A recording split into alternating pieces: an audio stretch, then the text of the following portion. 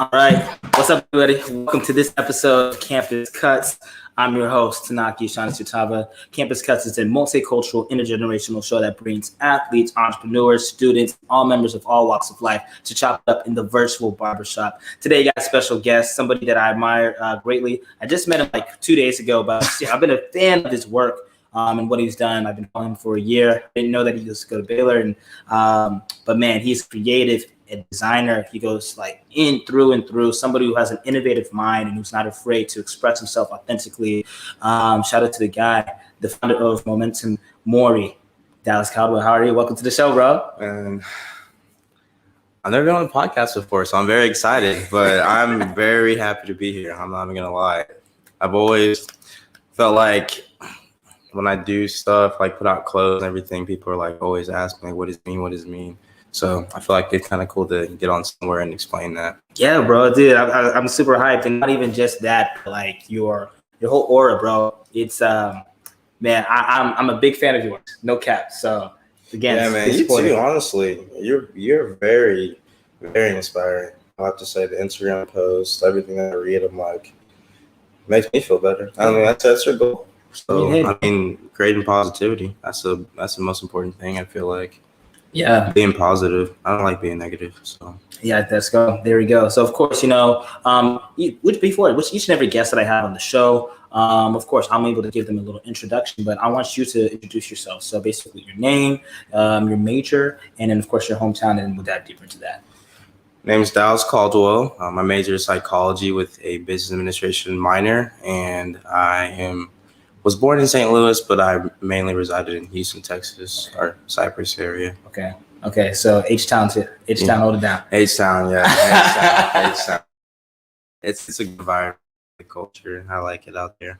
Okay, man, that's really good. So now talk to me about psychology, bro. What made you want to major in psychology?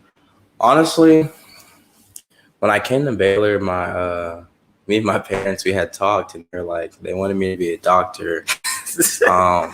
And I was like, okay. They wanted me to be an anesthesiologist, which honestly in my high school was pretty common because they made the big money. So like everyone wanted to be an anesthesiologist.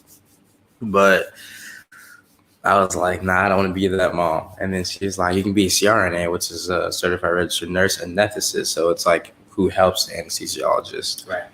And then I was like, so what do you have to do? And she's like, you have to obviously go through school, and then you have to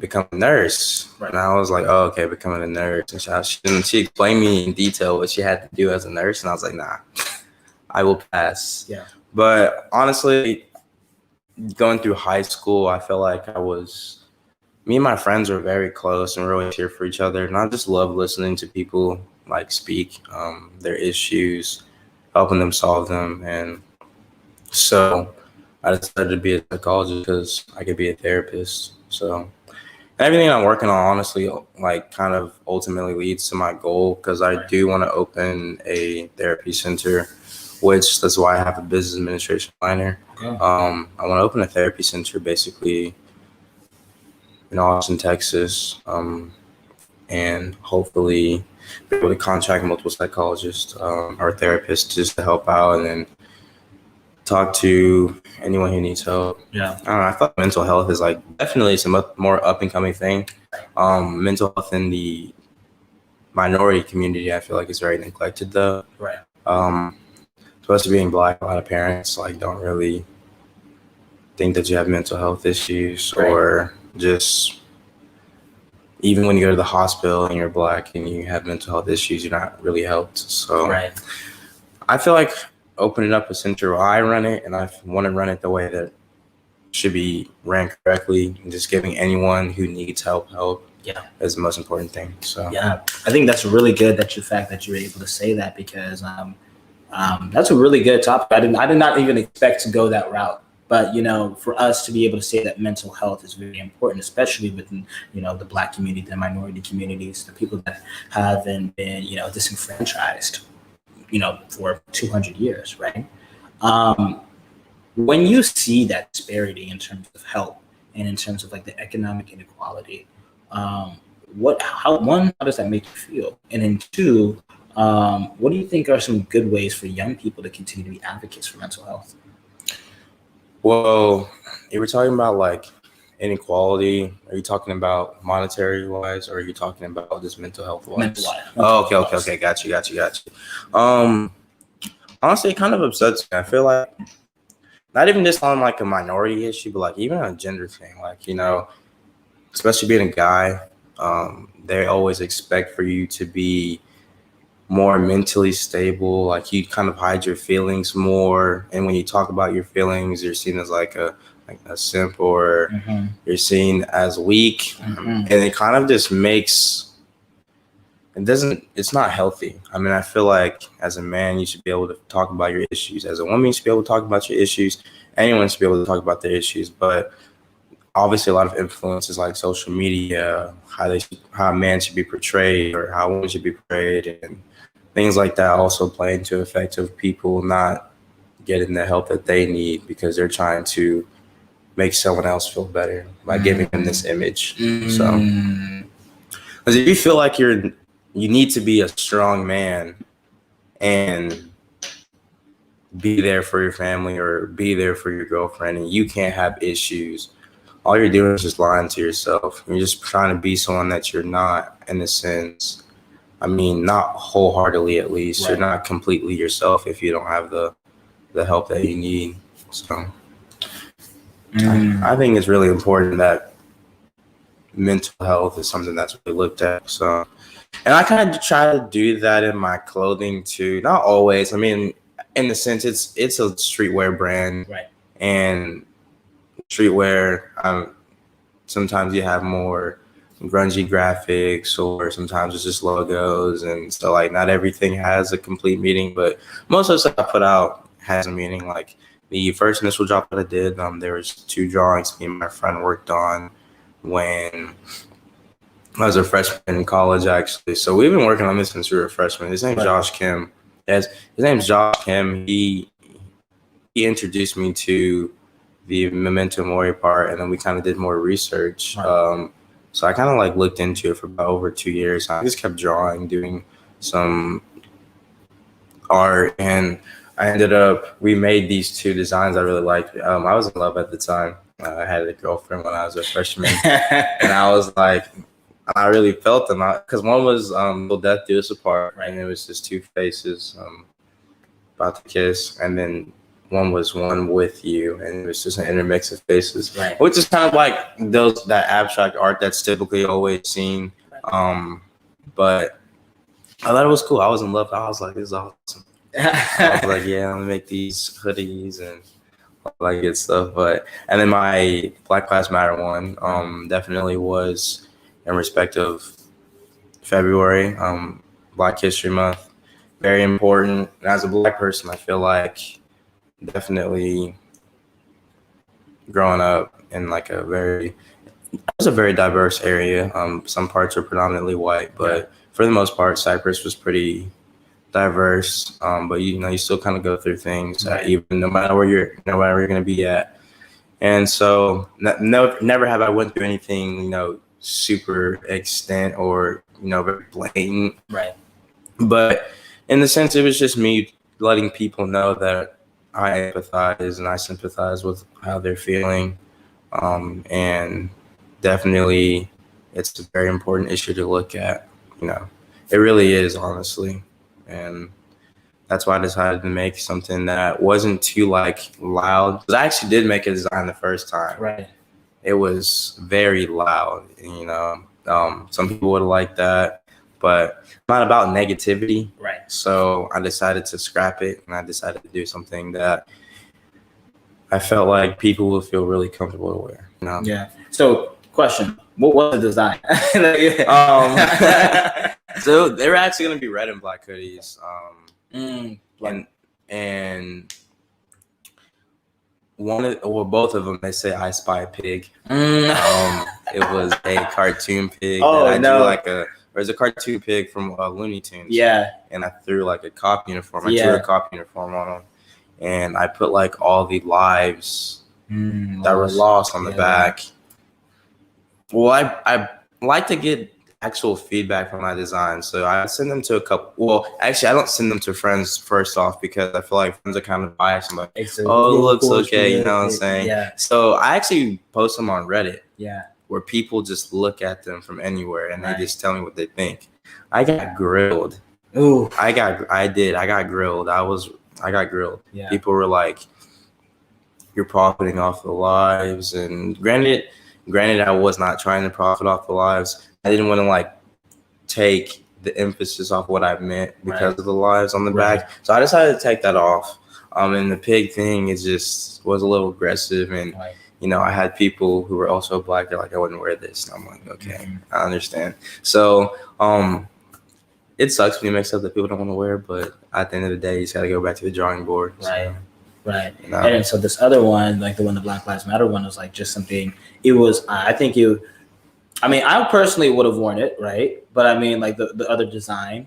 But I mean, of course, I feel like that's the essence and that's the tension of creativity, right? Where you want to create something that is meaningful and you seek your expression. When that somebody tells you, they grill you like, no, it's kind of hard because like I understand, but it's like, yo, that's my art. That hurts. Yeah. Yeah, no, for real. It does hurt, but you know, it's a part of designing. So I try not to get too upset. My girlfriend is a graphic designer. She's in college for graphic design. I'm in college for psychology. So I let her look over my stuff, and if she thinks it's bad, she's gonna tell me. Yeah. So she's really good. I actually drew my character Mori. So we collaborate on things, and I help her figure out how to get stuff printed and done, and she draws some of my stuff, and you know, so that's pretty cool. Yeah, man. Yeah, it's pretty cool. That's good, bro. That's so amazing, man. And also, like, I just wanted to say too, just add a tidbit right there. Like, you know, the very first design I had, you know, Victoria, right? Your friend. I remember seeing her like wear that, wear like the original hoodie, the blue one, and like those designs kind of remind me. I'm not sure. Were you influenced by Goldlink's, you know, first covers, you know? I know what you're talking about, but no, I wasn't. Right. I know what you're talking about, but they look very similar. They look very similar, and I'm like, and then so because that was one of my favorite albums, the one from 2015, Late at Night or something. I don't know, before we don't talk or something like that, right? And like just seeing like those designs and all that, I'm like, oh man, this kind of really reminds me of like Goldlink's, you know, album art cover. And I'm like, bro, so kudos to you for just having that eye and being able to create that. Like, yeah,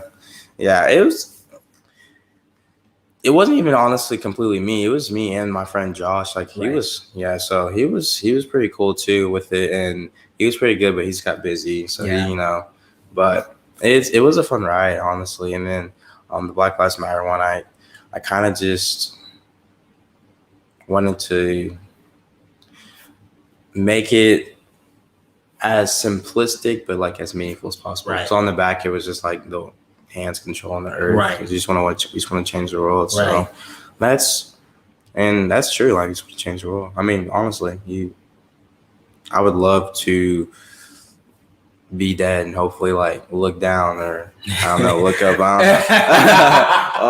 and look down and see that people are happier. Yeah. People are not happy. Right. Not happy. Facts. They are not. That's one thing I see from. It's always like, I mean, people are putting out when people do stuff, and I think when I look at Twitter and like I look at things like Reddit, it's like, well, I spend most of my time on Reddit and anything. Yes. A lot of the communities are very nice, and they definitely, when you want feedback, they give you critical feedback. Very rarely are they bickering and arguing and all that good stuff.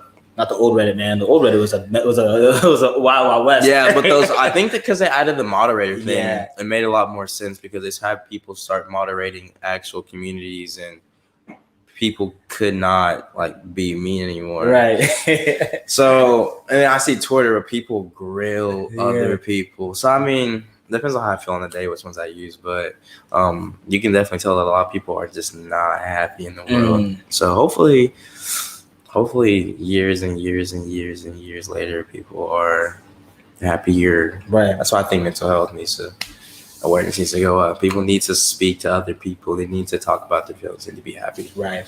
So going on that point, man, are you happy? I'm happy. Yeah. Yeah. I'm happy. Nice. Okay, so was it a journey? Like, talk about what are some of the reasons why you are happy? Well, if we're gonna go like back why I'm happy. Well, first, my mother, probably one of the most influential people. Or even though we bicker and go at it, but she really did a lot to put herself in the position to take care of 3 kids. Right. And I really admire that. And I would tell her about that all the time because she's my best friend. Mm-hmm. I mean, I used to have asthma, like very badly, so I would sleep in the bed with her. And I mean, even when I started getting better, I was just still sleeping in bed with my mom. Like we were like up until I was like 7 or something. But we're just really cool. We were friends, and then she ended up moving me to Houston, and her and my stepdad just really put me in a position to where I could go to Baylor. They helped me get good grades, Right. Provided me with a car so I could work, and then I was 16 and did everything I could to get to college. So I got here, and then they helped me pay for my first semester. And so I think that's the main thing that makes me happy. I have a job and 2 jobs, I guess you could say, and I'm going through school, and I feel like I'm happy because I know that there's people that are doing way worse than me who probably deserve to be in the same position. Right. People who are super smart and can't afford to go to college. Right. Or can't get loans. Right. That sucks. Mm-hmm. Like it really does. And so I'm trying to take it for granted. And I go to work, have a good day. I work in the office like where I live, so that's pretty beneficial. And then after that, my girlfriend makes me crazy happy, and so I'm having a good time. I really am, and hopefully everything works out, and I can keep doing Memento Mori. That makes me super happy. I think it's the main reason why I'm happy. Memento Mori. It's something that I live by. So I'm tatted it on myself. Right. You will die. You're like, like, hey, it's serious. It's a reminder. It's a reminder. It is. It's a reminder. It's a reminder of death. That's what it is. And then, and I think honestly, like the fact of the matter is, most people live through life, so on autopilot, right? And not only do they live in life in autopilot, but because they live in such the day-to-day, they forget their mortality. It's like, all right, I'm going to wake up. I'm going to do the same thing next. It's so they think it's so certain. But yeah, I think it definitely goes both days. Some people live on autopilot and some people kind of go overboard because they think that, well, the next day could be my last day. Obviously, those type of people. Right. I think what Memento Mori means, because it means the whole phrase is remember that you must die, live life. Mm-hmm. And basically, what it means to me is to have the best day every day. That does not mean that I need to drop out of school and pursue my dreams of being a clothing designer or a psychologist or whatever. And this means to be positive every single day. I mean, things happen like financial issues, girlfriend, boyfriend issues, work issues. Right. I mean, things happen, but I mean, where are you gonna get if you're just upset all the time? Right. I mean, obviously, it's harder for some people to not be upset all the time. That's where it gets into mental health. But I mean, I feel like definitely it should be a reminder for you to have the best day possible. Mm. I actually call it the whole brand is. I call it. Have you taken American literature? Yes. Okay, for sure. It's called a Bildungsroman. That's what I mainly do the brand around. Is the maturation of someone's psychological thoughts over the course of their lifetime. It's like Memento Mori, things how I feel, things that make me feel a certain ways, like what I portray in my art, whether or not they're bad or they're good. Typically they're mostly gonna be positive because I don't like putting out bad stuff. And so as I get older, as my thoughts change, as I change to a different person, so is a brand too. Definitely I want to be in a position to where I can give a team of creative graphic designers a chance to be friends or be cool with me and do their own portions and do their own graphic art, and like it'd be part of the Memento Mori collection. I wanted to be a community. Like I wanted to be a community. I don't really think of it as like a brand or merch, but like I think it should be a cool community. Like, I wanted to have a Reddit community. I wanted to have all that good stuff. Like I really do. I think the more people are brought together, and you know, you create your type of culture. That's what streetwear is. Streetwear is culture. I mean, there's a lot of people who are doing super good right now. Hidden, Eric Emanuel. The shorts are fire, and I would definitely say one dude I like a lot is Effulgence. He goes to school full time. I met him in Reddit and I DM'd him. He was pretty cool. And I mean, obviously Supreme, all those brands, they're doing good too. But I like the underground people. I mean, Eric Emanuel's not underground anymore. Hidden came out of nowhere. No one knows who Hidden is. But I like his stuff too. Super solid. So I'm trying to get in the same position, but I'm trying to create a culture. That's why I told you I had to like change the way I did my stuff before. I used to just leave it open all the time. People could just buy whenever they wanted to. Well, like I want it to be, I like the exclusivity, so I don't restock like easily unless people are like, please, and maybe. But I typically like do a set amount, like 20, 30, and then it sell out. It starts small. Always gotta start small. I can't sell 100 hoodies yet. I hope so. I hope I can sell 100 hoodies in one term. But I appreciate you. But the way I just drop now, week to week basis, like month to month, I have a lot of things I'm working on. So like I've actually got my own mesh shorts manufactured. They're on their way. I got my own socks manufactured. Well, I actually want to talk about that. Like, how does it feel to own? Like, the important owner, man. I'm sure where you're. Well, how do you feel with it? Man, bro, ownership is important, bro.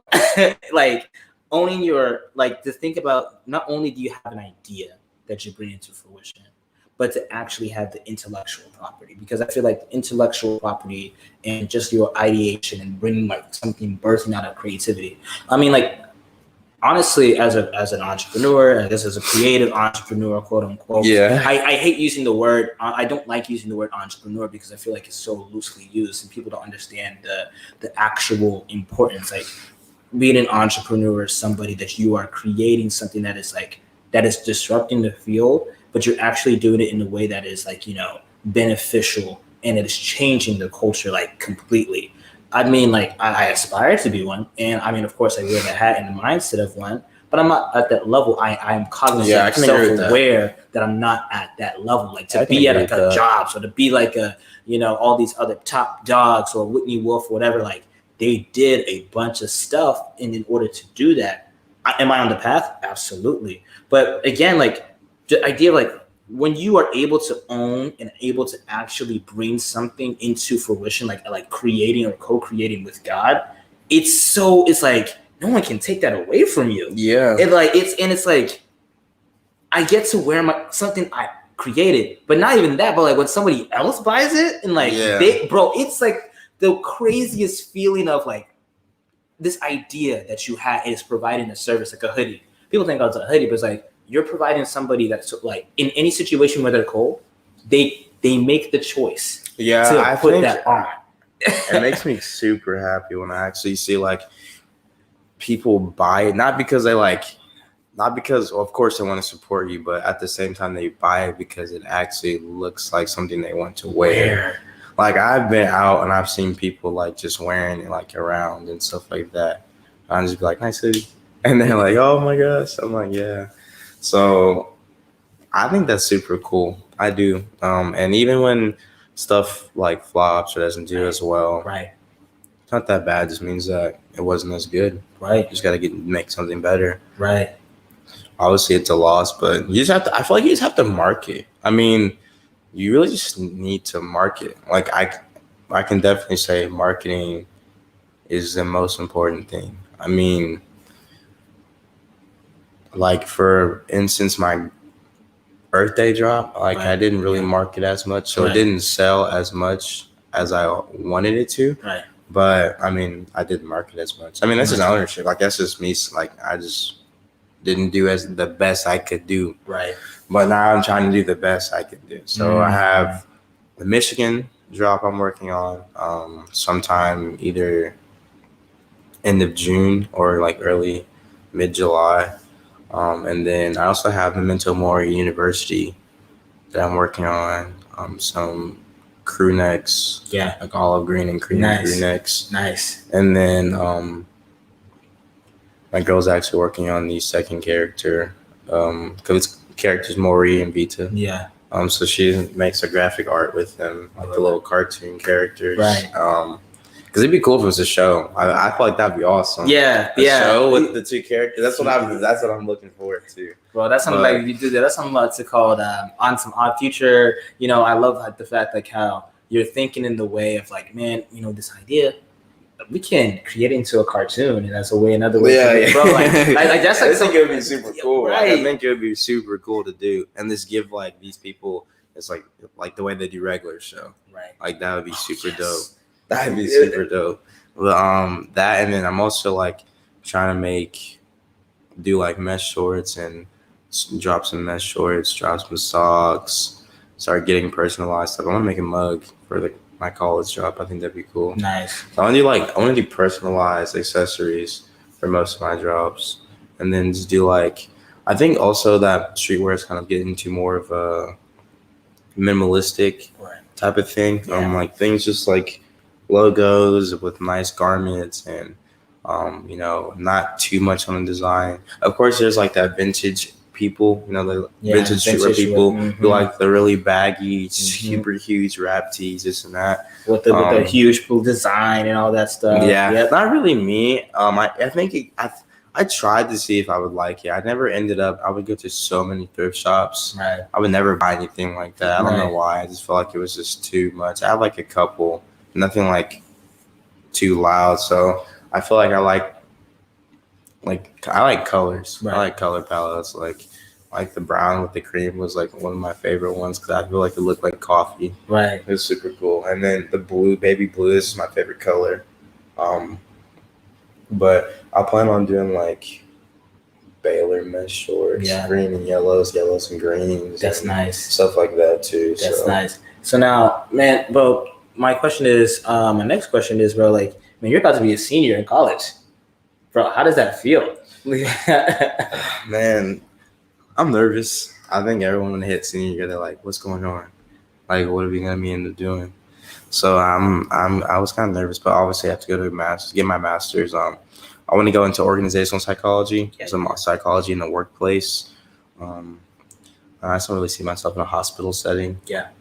And then I'm actually looking into doing user experience research, user experience design, because I know how to use every single Adobe product. So not every, but Illustrator, Photoshop, InDesign, and then basically with that, I can learn how to code a little bit and then get into UX research because you can do that with any project. You know what UX is, right? Bro, I'm a UX architect. That's what I was like. That's what I was thinking. But yeah. So I'm looking to do user experience research just because I could work with clothes with that. You're looking at products. Like put in your website, like, okay, how would this person feel like, you know, using empathy, design thinking, creativity. Yes. And they like a lot of psychologists for it because you are able to understand people, you know, at a deeper level than other people. So that's what I'm looking to get into. And I'm going to have a conversation with one of my uncle. His name's Anthony Gata. But he actually invented Bitcasa. It was like, really? You know Bitcasa? Yes. Yeah, he was actually on the developing team for that. Oh, wow. In San Francisco, California. And then he ended up leaving the company and he went to Georgia, and I just owned another company out there. But he's really good with computers, really good computer engineer. And he dropped out of college. So he was just, because he's super crazy, talented.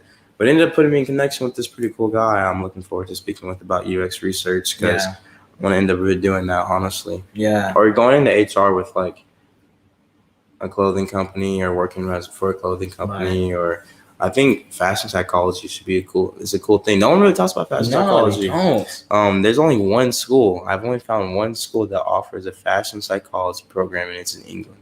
Okay. It's overseas. So it's not for me. Why? How come you don't want to go? I don't want to leave the country. I don't feel like it's not a thing for me. I don't know. But it broaden your horizons, bro. You get to understand different. Yeah. I want to definitely visit other countries. Right, I don't know if I live there. there. Yeah. But it seems cool. I have to look into it more myself, honestly. But fashion psychology seems pretty interesting. Basically, just why does clothing make you feel a certain way? Right.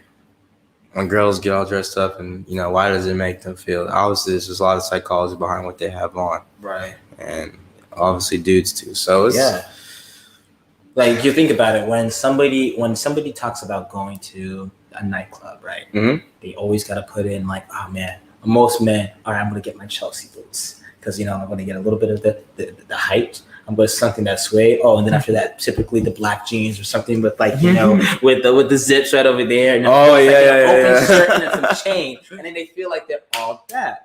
Oh, okay. Why do these girls girls want to talk about? Oh, I'm gonna want to wear the heels. I might want to wear the heels. I might want to wear this cheetah print, or I need to make sure I get my hair done, or maybe should I open my chest a little bit? Maybe close it up a little bit. What am I trying to? It's like most people don't even realize. It's like, and then where did you get these signals from? Was it from TV? Was it from what you saw your parents wear or whatever? Or was it like some fantasy, or you saw it in a magazine? Yeah. And it's like, man, like they are people that have literally studied it. Like, you know what? I'm going to put this here because this person is most likely going to be attracted with their eyes. I'm going to get them their psychology to want that product, or to be able to say like, okay, you know what? When you wear this, you're going to feel good. Because of course it's true. Like if you look good, you feel good. When you feel good, you perform better and you're optimist. It's kind of like the psychology of like peacocking, right? Like we see that in animals. It's like, oh wow, like they're doing that, and whoa, it's so interesting, bro. That was really good. Honestly, that whole analyzation was really good. I'm not gonna lie, that's pretty fire. Well, that didn't like when I study, like I'm studying people, and I'm like, okay, like no, like that really is like the proper analysis. I think like when you look at people, the type of signals they get when they wear certain things, like bathing suits, like anything, right? Anything, it makes them feel a certain type of way, right? So, but I wonder what she exactly does with it. I mean, like, because I'm pretty sure she just offers her services to companies, and can be the fashion psychologist for them. But I want to know what she actually does. So I need to look into that. Mm-hmm. I'm looking forward to that because it's very obvious that fashion does influence someone's brain and how they feel when they're wearing certain things. But I want to know what she does with that to make a company's productivity get better. Right. It's like organizational fashion psychology. Yeah, type of thing. Yeah, man. And then of course, like more because I'm just thinking about, man, like Virgil. Virgil when he's done with Louis and all that, and just like Yeezy. It's just like it's so cool just to see how people are moving. And yeah, I know a lot of people hate on all these bigger brands, obviously because they do charge a lot. They charge a lot. They do. I think resale culture is ridiculous. Right. I do. This clothes stuff. I mean, it's so hard to buy a pair of shoes nowadays. But I don't know. I feel like I can't really be talking because I feel like I'm going to try my best to make sure that if I were to ever get big, that anyone who buys my stuff is someone who just regularly went through the checkout. Right. And they did. And just have because I think that's what I want to do is essentially have my store open from a week-to-week basis. Right. And let people order as much as they want, and then obviously cut the production off at a ridiculous number. Excuse me, and shut the shop down the following week and manufacture everything. So it's going to have a longer turnaround time, but I feel like the longer turnaround time results in everyone who wants to buy something within that time period gets what they want. Instead of doing House Supreme makes, you think that they make 150,000 t-shirts or so, they probably make like 150 t-shirts or so. And they sell them. And I don't think people do it as large as a scale as people think that they do. Right. Or maybe they do. I don't know. But there's a reason why streetwear brands definitely have such exclusivity. I don't think that they release a lot of stock, Right. a lot of items, and it's if you have bots and stuff, it just makes it just horrible, horrible. I mean, when Supreme drops box logos or anything like that, they're gone. 0.3 seconds sold out. 0.3 seconds. I remember one time it was 0.3 seconds. 0.3 seconds. I was like, I'm done buying from this brand. The box with the one, like the box Supreme. Man, 0.3 seconds. Sheesh. That's crazy. And now somebody that's in the fashion game that really wants to do it. And of course, that last the Earth one, the one that was like, that's a really great message about like, saving the Earth and environmentalism and sustainability. What are some of your thoughts about how can we make the fashion industry more sustainable in terms of not taking advantage of people overseas, outsourcing, and then two, like of course, like making sure that the products that we're using, that we're not going to kill the Earth. What are some of your thoughts about that, bro? I feel like when it comes to outsourcing and probably locally manufacturing, or honestly, I would say outsourcing would be okay if they would give them better conditions out there. But obviously, I don't know if the U.S. is not making an attempt to, or if those countries themselves just won't. Yeah. So that's that issue in itself. But I would definitely say if we could give them higher pay and a better environment to work in, outsourcing would be okay. If it's like they're getting paid the way they're supposed to get paid, Right. I just feel like we just are money hungry and don't want to. So it's kind of annoying. But when it comes to the environment, I say use recycled materials. I mean, it's hard because recycled, sustainable materials take more time to get and manufacture. So they are naturally going to cost a lot higher to purchase. One brand I would definitely say is a good example of that is Pangaya. All their stuff is like $120 for like a shirt is $90, and it's because it's like made out of seaweed. Wow. Like it's something that they actually get, and they literally recycle it. Like they really do, and they put in the hard work to do that. So it costs, and that's like out of a lot of people's price range, especially when you're trying to do like it's just comfort wear. So they just do T-shirts like with a lot of different colors that are dyed. So I'd definitely say if your audience is not streetwear kids or people who are just into like that streetwear era fashion where it's just typically like, maybe $50 for a t-shirt is like the most you'd pay, like Supreme $54 per t-shirt, something like that. Or if you're like in the Gucci Louis, that makes more sense if that's your audience. Right. But for the clothes that you offer comparing to how much they cost, I understand what they're trying to do, but it just obviously I feel like it can kind of leave the business at a loss. Right. But I think one of the people who does a really good job of using recycled materials, like not completely, but it helps a little bit. Jaden, obviously, he's he's a big influence to me. I always wear his kicks. These are the Vision Racers. I have like 3 pairs of these, 2 pairs of these. Shout out to New Balance. Yeah, they're doing pretty good. I'll have to say their 550s are fire. I can't get my hands on those either. But hype culture. Yeah, but Jaden definitely does a really good job. He's a good person. The stuff that he does, I mean, a lot of people think that he just took his parents' money and did whatever, but he emancipated himself at 15. I mean, his dad did get him the job at Karate Kid. Right. I think he made like $3 million off that himself. But I mean, what he did with that money and turn it into more money by being a good person genuinely is what I respect a lot. Right. He's a good person. I don't care what people say because they're always like, "Oh, is he gay or this and that?" I'm like, it doesn't really matter. Like at the end of the day, dude is positive. He's trying to make the world a better place. Right. No reason to be hating, be negative. There's no reason to. Right. I mean, there really isn't. Everyone's trying to do a good thing. Yeah. Even with the thing about Pangaya, I wouldn't personally pay for that stuff, but that's because I'm not in their audience. Right. My audience are different people, but they're doing a good thing too. They're using sustainable materials. The whole sustainable materials. That's super important. They're wholly sustainable. People usually just partly recycled materials, but those are completely recycled. It's pretty cool. Man, that's awesome. That's incredible. Well, of course, I want to be respectful of your time, bro. So these are like kind of the last questions I always ask my guests, man. So like these are the bigger questions, bro. So my first question is, what is one thing that you would like to see change in the United States?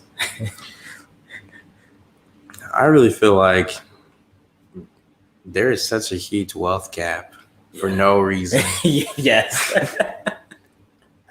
For no reason. For no reason. Especially like in the Black community, like there is such a huge wealth gap. I mean, compared to like, if you think about the rappers and stuff, I'm not saying that they're obligated to, but like some of these people really have money to change the whole entire demographic of Black people, to help all of us be put in a better position. But it's not their job to. It's not their job. So obviously, that kind of sucks. But there's this huge wealth gap, and obviously the wealth gap is due to systematic racism, and I just wish people would just stop bickering. I mean, it's 2021. This world is becoming crazy progressive. I just feel like people just need to stop complaining about other people doing certain things. I feel like we just need to be happy. Like, that's never gonna happen. Though. I know, right? That's never gonna happen. But I wish it would.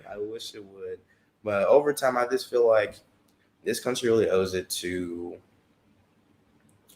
stop like bouncing around actual issues that are in this country, like minorities. Like for a good, I saw this funny tweet today. It was about like a staircase, and it was like all the stairs had like lettering. It was like reparations. Yeah. And the person skipped the 4 steps and jumped onto the 5th step, and it just said making Juneteenth a holiday. Federal holiday. And I was like, that's exactly what they do. Like, I don't understand. Like, why is it such an issue just to do what you're supposed to do when you screw over a whole entire demographic for 400 years? I don't know. I just feel like it's in the past. So of course it's in the past, but people still pay for that past today. Right. So yeah, 171,000 is the average white net worth, not income, net worth. Where the Black average in Black person average net worth is 17,100. 10 times. That is horrible, bro.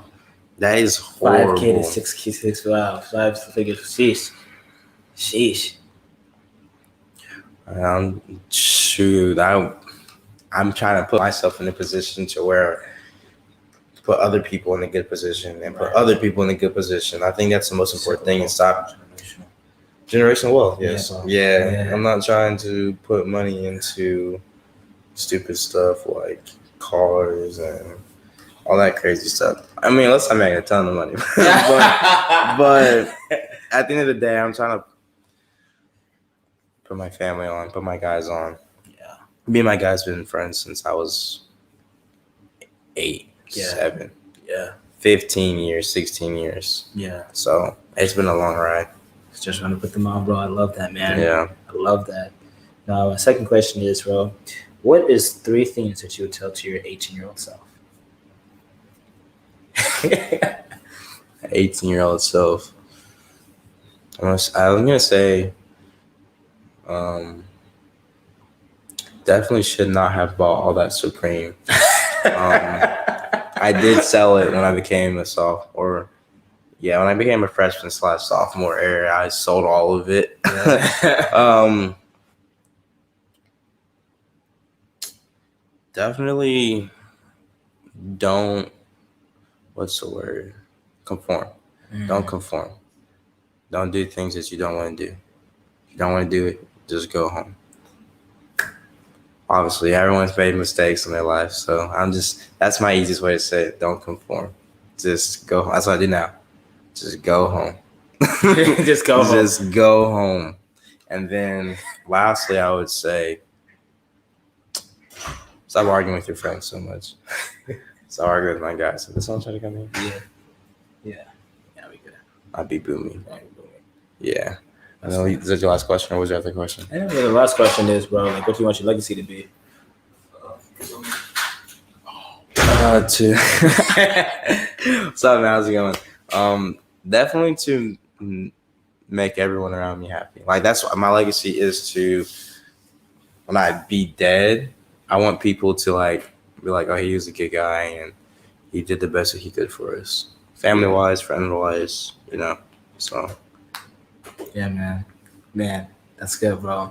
Well, this is how I end the show. I end the show with my favorite segment. It's called the Speak Life because I'm a believer. I believe in God, and in the Word it says life and death is spoken in the tongue.